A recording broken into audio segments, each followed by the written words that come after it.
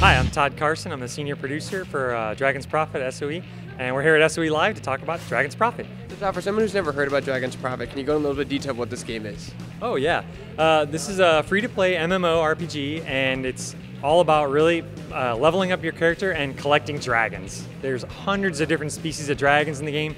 You can ride them, you can fight alongside them, you can fight against them, you can have them go to work and harvest resources for you and just collect all of them.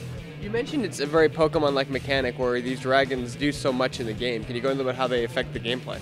Yeah, sure. So there's different types of dragons. There's running dragons, there's gliding dragons, aqua dragons they do really better swimming, and then flying dragons, of course. And as you progress through the game, you find better and better dragons. And they also have more abilities. So they have abilities that will allow you as the player to use one. They have abilities that they can use when they're fighting alongside you. So, well, for the obvious reasons, a flying dragon is great, because then you can get around without drawing all the aggro of all the other NPCs and monsters in the game. But they also really do well in battle with you. So it's really a paramount to progress through the game that you have a few dragons you can pull out and fight alongside with. You're like partners in the game. But then you can also take your dragons for when you're offline or even while you're playing. You can put them in your dragon lair and they'll do work for you. They'll harvest resources, they can increase their skills, they can level up, and they can actually go into what we call field training, and you can have dragons train each other, and so they exchange skills. So there's just so much you can do with dragons. So you can talk a little bit about the classes in the game, because every class can have a dragon. Yeah, that's correct. So there's 4 different classes in the game. We have Guardians, which are your warrior type class. They wear heavy armor and they do a lot of hand-to-hand combat, a little more defensive as well. And they're very strong DPS up close. We have Rangers, which are your typical ranger. They shoot a bow and arrow. They can also shoot gun blades, which are these swords that also have like a handgun attached to them. They're kind of cool. So they do damage from a distance, but then they can jump in and do some hand-to-hand combat for a little bit. And they wear light armor. And then we have sorcerers, which is like a wizard type class, a magic user from a distance. They wear cloth armor, but again, they do a lot of damage, especially to an area. So they can do they can freeze mobs, they can then do a fire blast. So they're pretty cool. They're my favorite class. And then we have a really unique class, which is an oracle. It's kind of like a ninja monk combo in a traditional sense, but they wield these giant scythes, like the big, I don't know if I'm saying that word right, but these giant like scythe things.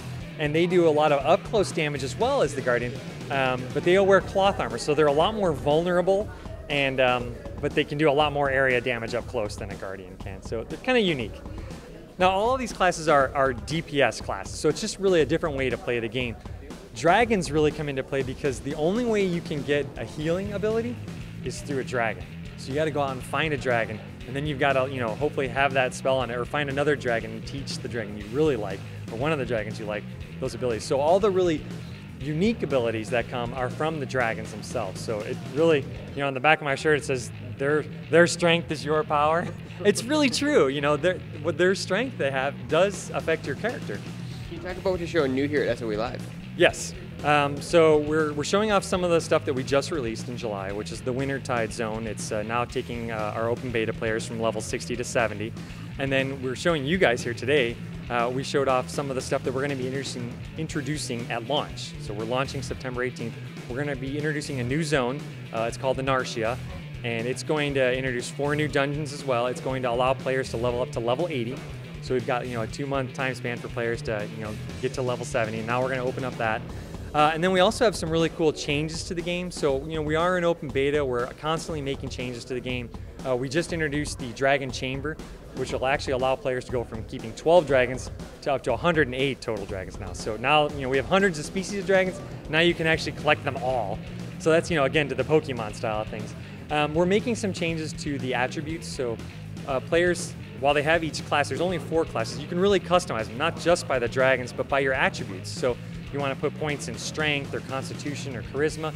And a lot of players have been focusing on charisma because that helps you tame dragons. It gives you more time to tame dragons. It also allows your dragons to stay out longer. So again, this is beta. We're trying to figure things out. And what we found is that we need to make some tweaks because everyone's putting all their points in charisma. So nobody's really diversifying because the dragons matter so much. So we're going to be adding a new attribute class, basically, that's not something you can put points into, but it comes from armor and different gems and stuff that you can put in your armor, and that will actually affect how long you have to tame a dragon. So charisma will still affect how long your dragon is summoned, but what we're really hoping is to see players diversify their characters in their attribute.